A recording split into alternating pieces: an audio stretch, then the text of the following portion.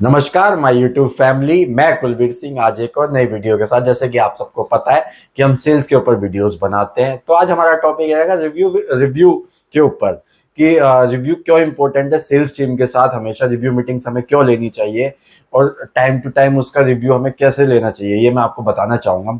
जैसे कि आप सबको पता होगा कि हमारी सेल्स टीम जो होती है, अगर हम उसका time to time review meetings लेते हैं तो उसके बेनिफिट्स बहुत होते हैं। जैसे कि आप रिव्यू मीटिंग लेते हैं, एवरी वीक रिव्यू मीटिंग्स अगर लेते हैं तो उसमें हम बता पाते हैं कि जो सेल्स टीम्स की जो कमियां रहती है, जो किसी की भी कमियां हो, उसकी अच्छाइयां हो, वो सब हम उस रिव्यू मीटिंग्स में कंप्लीट कर पाते हैं। तो रिव्यू मीटिंग के बेनिफिट्स बहुत हैं। जैसे कि रिव्यू मीटिंग्स के अंदर आप देखते होंगे कि कोई भी सेल्स टीम है, वो अपनी परफॉर्मेंस को अच्छा कर रहा है, तो हम क्या उसको रिव्यू मीटिंग में और अप्रिशिएट करके उसको और अच्छा करवा सकते हैं, जिससे क्या है कि हमारी सेल्स टीम के जो पर्सन होते हैं वो मोटिवेट होते हैं।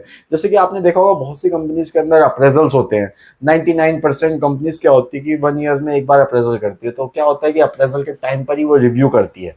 तो क्या होता है कि साल में एक बार रिव्यू करना होता है, तो उसके बहुत से नुकसान होते हैं, जो कि उसका नुकसान हमें सेल्स के जो टीम के मेंबर्स होते हैं उनको देखना पड़ता है। जैसे कि आप देखते होंगे कि जब हम रिव्यू करते हैं तो किसी भी पर्सन ने, मान लीजिए अप्रैल स्टार्टिंग में उसने अपना रिव्यू के लिए कुछ भी मीटिंग्स करी, तो क्या होता है कि उसकी कोई भी गलतीज है तो वो उसे हैंड टू हैंड ही उसे क्लियर करवा लेते हैं।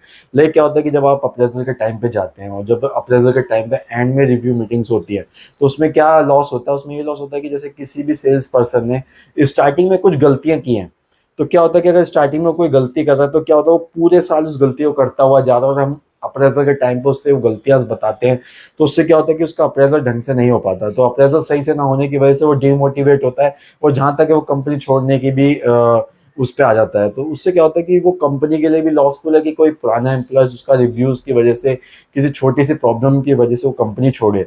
तो उसमें मैं आप बताना चाहूंगा कि जो रिव्यू है, अगर कोई अप्रेजल का रिव्यू हम करते हैं तो उसमें क्या है कि क्वार्टरली रिव्यू रखें तो उसके बहुत बेनिफिट होता है। अगर हम क्वार्टरली रिव्यू रखते हैं, कोई भी पर्सन है अगर वो वर्किंग अच्छा कर रहा है, अगर हम उसे क्वार्टरली उसे अप्रिशिएट करें, उसकी कमियां बताएं, उसके अच्छे पॉइंट्स को हम रिव्यू करके बताएं, तो उससे बहुत से बेनिफिट होते हैं। उसमें क्या होता है, कंपनी को भी बेनिफिट मिलता है कि अगर हम उसके रिव्यूज को अच्छा करके बताते हैं तो उसमें क्या होता है कि वो कंपनी के लिए और अच्छे से काम करता है और अपनी जो गलतीज है उनको उसी टाइम सुधारने की कोशिश करता है।